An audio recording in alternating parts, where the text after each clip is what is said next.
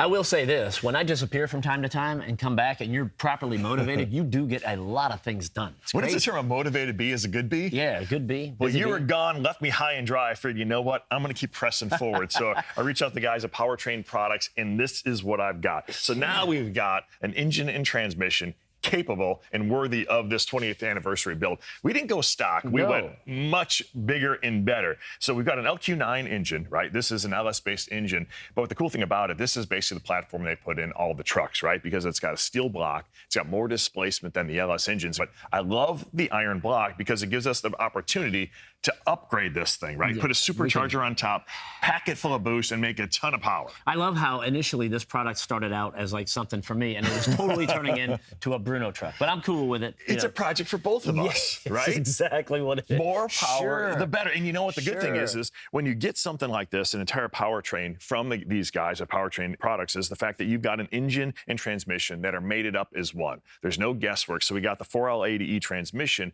with the right converters, so we know the whole thing is going to work together, and it's all backed with a warranty, so you got nothing to lose. It is, and what they do when they remanufacture all this stuff is they take known issues with the engines and they correct all of those. And they'll beef up with certain aftermarket parts so that you're getting the best possible configuration. So the other thing is cool, too. You could be working not on a project like this, but you could be doing pretty much anything.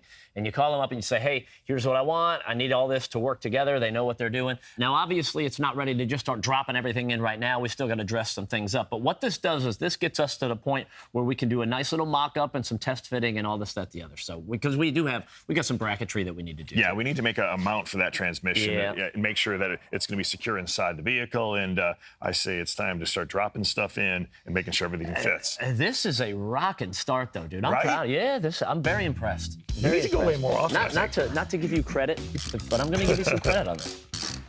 I'm just going to snug these, dude. Yeah. Me too, because they got to slide around a little bit, right?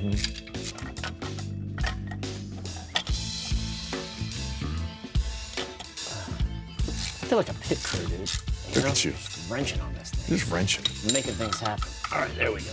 There's a little bit of adjustability there. All right, so we're quickly throwing on the engine mounts. You know, the nice thing about working with an LS-based engine like this one is there's parts readily available to do that. So instead of taking the time to make a bracket, you can find one pretty much anywhere, and this works perfect for us. So it's simply bolt it on, and then we can test fit this thing. But before we do that, we got to get the cherry picker, and someone's got to blow all the leaves and stuff out of this thing. Which one do you want? I'll take care of the leaves, dude. All right, I'll get the cherry picker.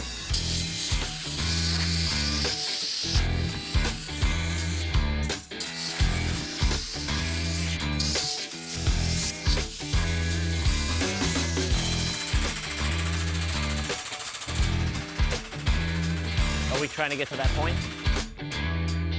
Yeah. All right, hold on. Look. Look. Close. Welcome back to Truck U. So with a few minor modifications on the engine mounts, we've got the engine in place, and it looks pretty comfortable and pretty happy for the time being. Now we can shift our attention back here to the new transmission. Interestingly enough, we were talking to a couple buddies of ours, and they're like, hey, we don't know if that setup's going to work and fit, right?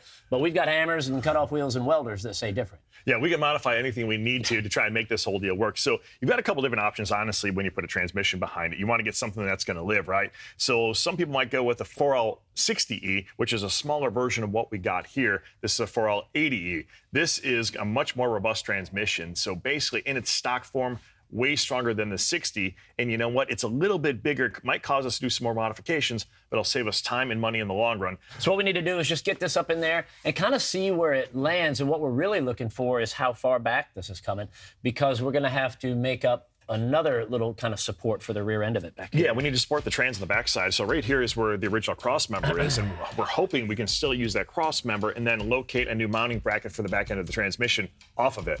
We're going to find out here in a minute. Well, we'll see, right? Send it. I'll have to switch legs here in a minute. No, hold on. You can go that way, Brad. I'll pin it to you.